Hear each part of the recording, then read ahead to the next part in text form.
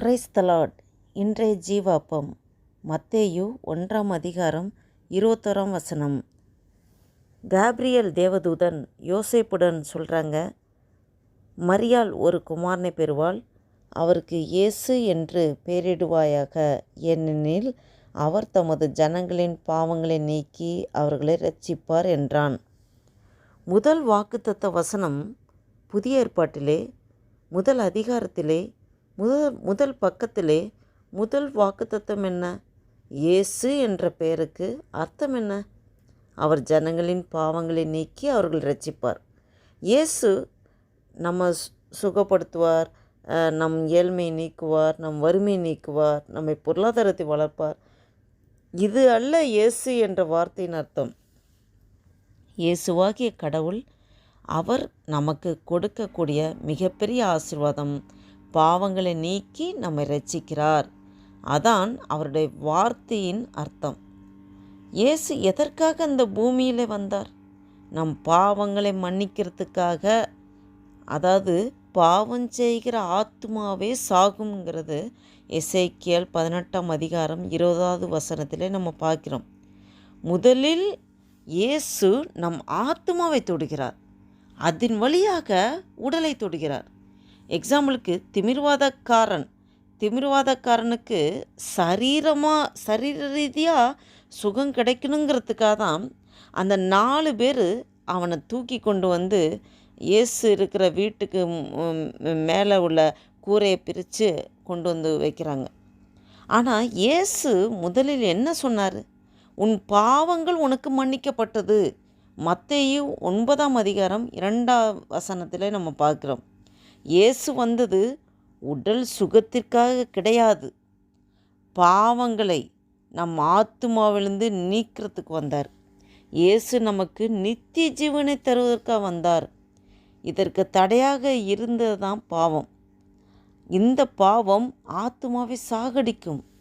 இயேசு நம் ஆத்துமாவை இரட்சிக்க வந்தார். இயேசு வந்தது பாவங்களை மன்னித்து நமக்கு நித்திய ஜீவனை தருவதற்காக வந்தார். பாவம் என்றால் என்ன? பரம தகப்பன், அதாவது அப்பாவை புறக்கணிப்பது பாவம்.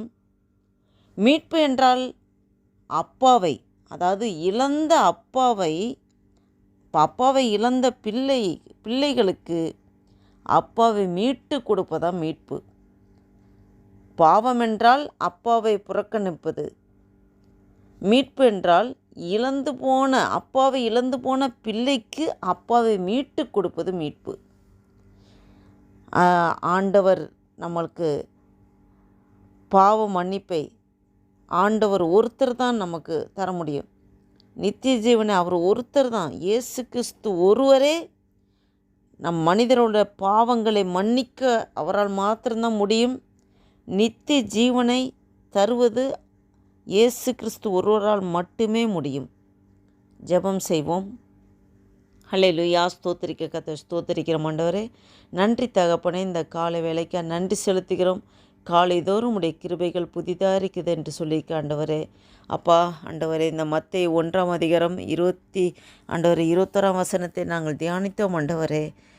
ஏசப்பா, இயேசு என்ற நாமத்திற்கு அர்த்தம் ஆண்டவரே, நீங்கள் எங்கள் பாவங்கள்லாம் நீக்கி நீங்கள் இரட்சித்தீர் ஆண்டவரே, இரட்சிப்பவர் ஆண்டவரே. அப்பா ஸ்தோத்திரக, எங்கள் பாவங்கள் எங்கள் ஆத்துமாவை மீட்டெடுக்க வந்தீர் ஆண்டவரே, எங்கள் நித்திய ஜீவனை கொடுக்கறதுக்காக வந்தீர் ஆண்டவரே. அப்பா ஸ்தோத்திர கதவே ஆண்டவரே, எங்கள் ஆத்துமாவே மீட்டெடுக்கும்போது எங்கள் சரீர சுகம் ஆட்டோமேட்டிக்கலி வந்துடும் ஆண்டவரே. அப்பா ஸ்தோத்திர கத்தாவே, உன் பாவங்கள் உனக்கு மன்னிக்கப்பட்டது என்று ஆண்டவரே. அப்பா, எங்கள் ஆத்தும மீட்பிற்காகவே நீ இந்த உலகத்திற்கு வந்திர ஆண்டவரே.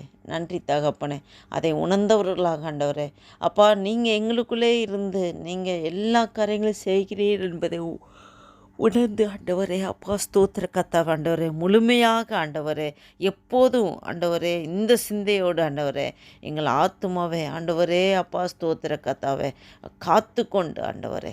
அப்பா, எங்கள் சிந்தைகளை காத்துக்கொண்டு எங்கள் செயல்பாடுகளை ஆண்டவரே உமக்குள்ளே காத்துக்கொண்டு நாங்கள் நடக்க அப்பா நீரே எங்களுக்குள்ளே இருந்து நீர் நடத்துகிறதுக்காக ஸ்தோத்திரம் ஆண்டவரே. நீர் அப்படியே சேர்க்க நன்றி செலுத்துகிறோம். இயேசு கிறிஸ்து நாமத்தில் ஜெபிக்கிறோம் ஜீவன் நல்ல பிதாவே. ஆமேன் ஆமேன்.